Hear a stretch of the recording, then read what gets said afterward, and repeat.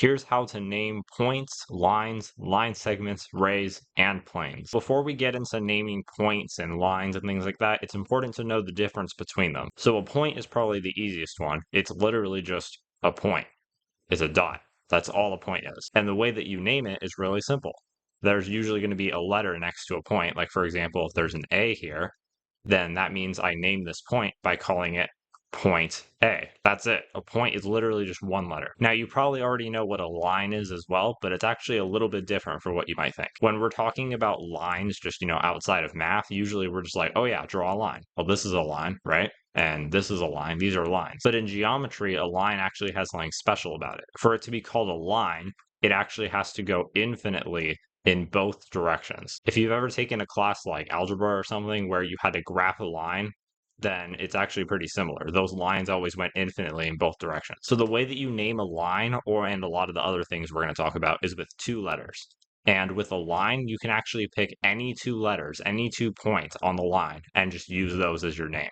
So for example, I could just pick A and B and call this line AB. You could also call this line AC, or you could call it line CB. You can literally just pick any 2 letters. And the way that you specify what kind of geometric thing we have here is by just drawing like a mini version of it above the letters. So for example, a line goes infinitely in both directions.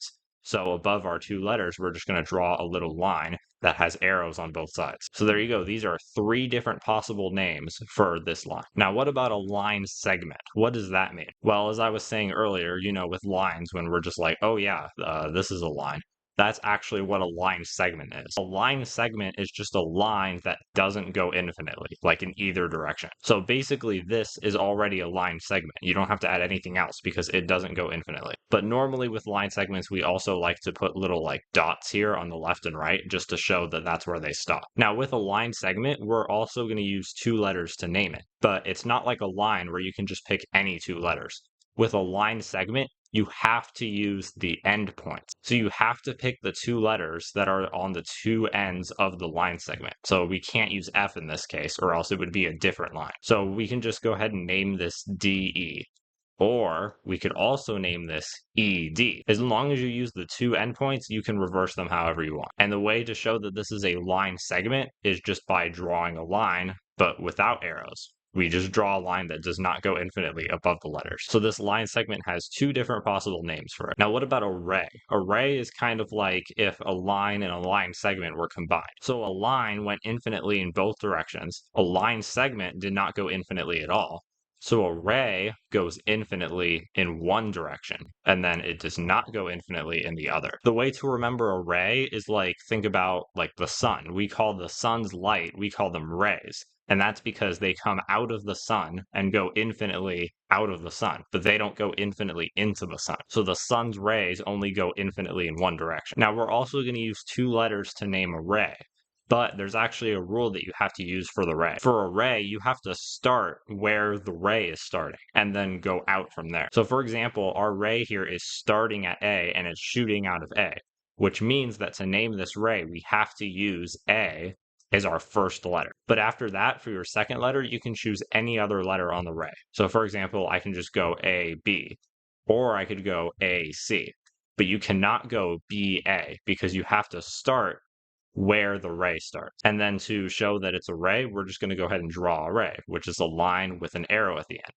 And we're purposely making the arrow point to the right because it shows that A is starting here and it's shooting out to B. And then finally, we have a plane. So a plane is a little bit different from the other things we talked about because all of those were just one-dimensional, like they were just a line. But a plane is actually 2-dimensional. So the way that planes are normally described is that they're like a wall or a floor. They're just some flat 2-dimensional object. But there's actually something different about planes in geometry that are different from walls and floors. And that is that planes go infinitely in all directions. So you can just imagine this as like a floor, but the floor literally goes and extends out infinitely. But that doesn't mean that everything is on the floor because you could have something like 2 inches above the floor.